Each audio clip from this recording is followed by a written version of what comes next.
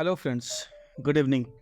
Welcome to PTS CAD expert. आज एक नया टॉपिक लेके आए हैं हम लोग। उस टॉपिक का नाम है data link. Data link basically किसी भी तरीके का एक्सेल शीट अगर आपके पास बना हुआ है और as in the form of BOQ और as in the form of anything जो कि एक्सेल फॉर्मेट में है, और आप चाहते हैं कि वो एक्सेल लिंक या वो एक्सेल शीट आपके ड्राइंग के साथ लिंक हो जाए, एज इन कि अगर मुझे ड्राइंग है और इस ड्राइंग के BOQ को भी मुझे प्रिंट में दिखाना है या उस ड्राइंग को शीट में मुझे प्रिंट लेना है या किसी क्लाइंट को मुझे भेजना है, तो इन सब चीज़ों के लिए हम लोग डेटा लिंक को यहाँ पे इजीली इंसर्ट कर सकते हैं।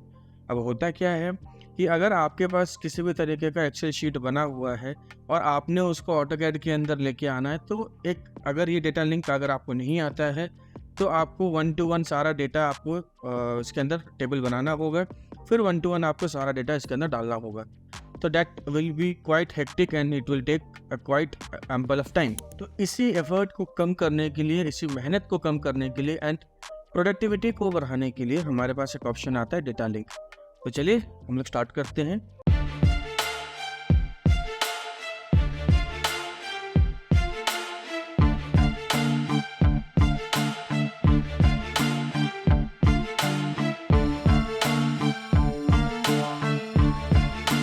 What is data link? Data link को अगर आपको एक्सेस करना है तो आप टेबल में जाएंगे और आपके पास यहाँ पे ऑप्शन आता है फ्रॉम अ डेटा लिंक। हम लोगों ने ये टेबल वगैरह कर रखा है, डेटा स्ट्रक्चर लास्ट वीडियो में कर रखा है। अगर किसी को डाउट हो तो आप उस वीडियो में जाके देख सकते हैं। और डिटेल्ड ऑटोकैड के बारे में एंड ऑटोकैड इलेक्ट्रिकल के बारे में अगर सीखना है तो वी हैव आवर कोर्सेज, वहाँ पे भी आप जाके एनरोल करा सकते हैं। So let's begin.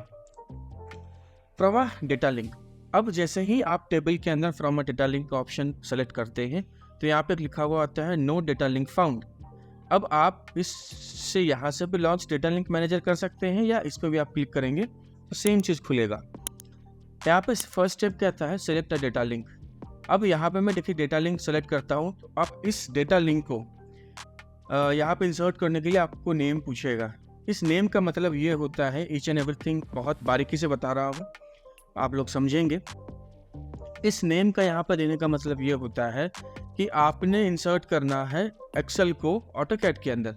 तो हमारे पास दो अलग अलग प्लेटफॉर्म है, दो अलग अलग सॉफ्टवेयर है, दो अलग अलग एंटिटी है, एक ऑटोकैड है और एक एक्सेल है।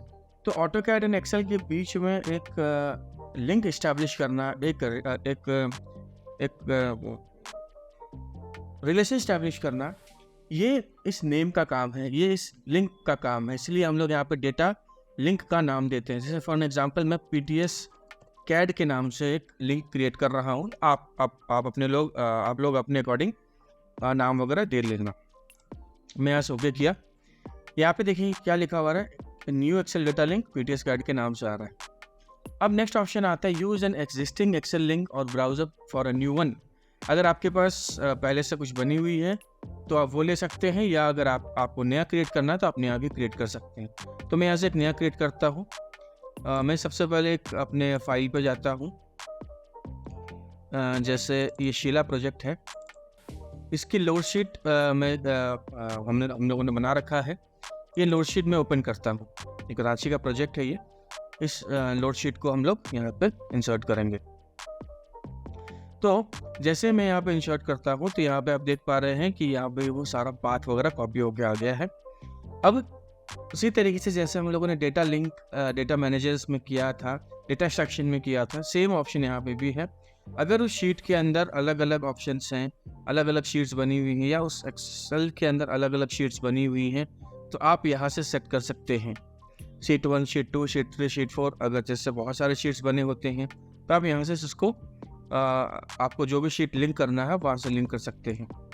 नेक्स्ट ऑप्शन आता है लिंक एंटायर शीट। अब लिंक एंटायर शीट में देखें यहाँ पे कंप्लीट यही सेलेक्ट है, सारे शीट को लिंक करना है। अगर आपको सारे शीट को लिंक नहीं करना है तो आपको लिंक रेंज देना है, जैसे A1 से M9, A2 से जितना तक करना है।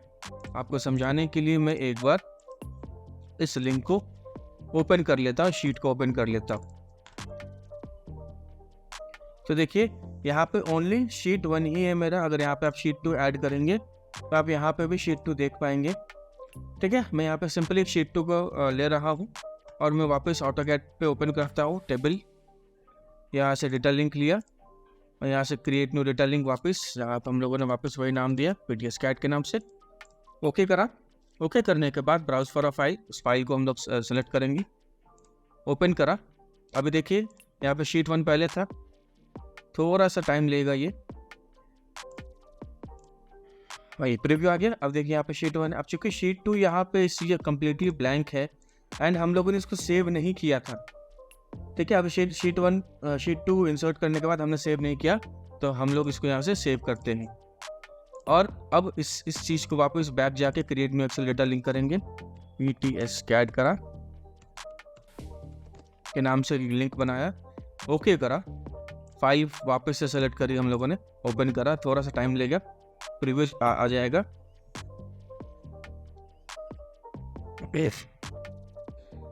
तो हम यहाँ से शीट 1 देखिए, यहाँ पे आप देखिए यहाँ पे शीट 2 भी दिखाने लगा। Sheet 1 and sheet 2। इस तरीके से हम लोग शीट 1 एंड शीट 2 को भी, अगर आपके पास और भी शीट्स होंगे तो जो भी शीट आपको लिंक करना है वो शीट आप लिंक कर सकते हैं। मेरे केस में मुझे शीट 1 ही लिंक करना है। तो ये देखिए शीट 1 कम्प्लीटली जो है यहाँ पे आप ये देख पा रहे, लाइटिंग पावर ये कम्प्लीट इस तरीके से है। एंड ये भी देखिए यहाँ पे शीट उसी तरीके से इंसर्ट होकर आया है। मैं यहाँ से ओके करता हूँ। ओके करने के बाद यहाँ पे PTSCAD लिखा हुआ रहा है और PTSCAD के बाद यहाँ पे वो प्रीव्यू भी दिख रहा है। PTSCAD एक्सेल लिंक है। मैं यहाँ से ओके करता हूँ। वो प्रीव्यू आपको यहाँ पे भी दिख रहा है। आप देखिए डेटा लिंक यहाँ पे PTSCAD के नाम से आ गया और मैं सिंपली यहाँ से ओके कर देता हूँ। अब आपको जहाँ पे भी इसको इंसर्ट करना है, अगर मान लीजिए इस इतने से स्पेस में अगर आपका ड्राइंग है, आप इसकी VOQ या एक्सेल लोड शीट वगैरह इंसर्ट करना चाहते हैं, तो मैं सिंपली यहाँ पे लोड शीट इंसर्ट कर दिया। तो ये तरीका था किसी भी लिंक को इंसर्ट करने का। अब इसका बेनिफिट समझिए। अभी तक हम लोगों ने सीखा कि क्यों करते हैं, अब सीखेंगे किस लिए करते हैं, इसका बेनिफिट क्या है, कैसे करते हैं वो हम लोगों ने देख लिया। अब इसका बेनिफिट समझिए। अब जैसे फॉर एग्जांपल मान लें कि अगर यहाँ पे जैसे लिखा हुआ है 20 वाट 400 के 133 mm सस्पेंडेड है। अब मुझे इसमें से किसी भी एक डेटा को चेंज करना है, तो मैं अगर इस पर डबल क्लिक करता हूँ, जो कि एक टेबल का एंटिटी है कि मैं डबल क्लिक करके टेबल को इंसर्ट कर सकता, एडिट कर सकता हूँ। तो अगर आप इसको चेक करेंगे तो आप यहाँ पे देख पाएंगे कि यहाँ पे ये एक लॉक ऑप्शन कर्सर के साथ लगा हुआ आ रहा है। So you do not have the option or do not you have the authority to edit this particular table although you have inserted this. आपके पास ये अथॉरिटी नहीं होगी कि आप इस टेबल को एडिट कर सकें। क्यों? क्योंकि मान लें जो आपने एक्सेल शीट इंसर्ट करा, हो सकता है वो टेबल या वो एक्सेल शीट आपका मेन टेबल हो। अगर आप यहाँ पे चेंज कर देंगे, किसी वजह से चेंज हो गई, बहुत कभी कभार इंटेंस ड्राइंग में चेंज होने का चांसेस रहता है या गलती से चेंज हो जाए, तो उस केस में ये अथॉरिटी नहीं देता है आपको कि आप AutoCAD के अंदर चीज़ों को एडिट कर सकें इस टेबल को। तो इसका यूज़ कैसे करेंगे हम लोग? अब जैसे देखिए मेरे पास ये टेबल ओपन है। अब मैं यहाँ पे एक छोटा सा एग्जांपल लेता हूँ। जैसे मान लीजिए यहाँ पे 20 क्वांटिटी था, मैं इसको बढ़ा के 50 क्वांटिटी करता हूँ और एंटर करता हूँ।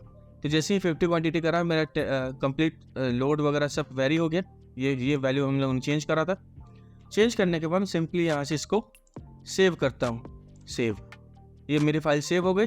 अब जैसे ही मैं इस AutoCAD को ओपन करूँगा तो यहाँ पे वो एक ऑप्शन आएगा आपके पास कि आपका डेटा लिंक चेंज हुआ है, क्या आपको इसको एडिट करना है या नहीं।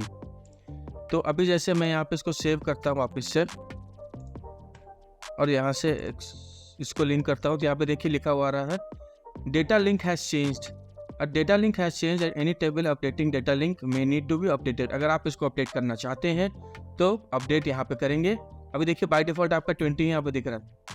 अगर आप जैसे ही यहाँ पे अपडेट करेंगे तो ऑटोमेटिकली देखिए यहाँ पे आपका अपडेट चल रहा है, थोड़ा टाइम लगेगा और यहाँ पे आप देखेंगे ऑटोमेटिकली 50 भी हो गई और यहाँ पे कंप्लीट लोड वैल्यू भी चेंज हो गई। दूसरी बार मैं आपको समझा रहा हूँ, मैं वापस से इसको जो 50 किया था मैं वापस इसको 20 करता हूँ, ठीक है, और इसको वापस से Ctrl+S से सेव करता हूँ। इसको सेव करता हूँ।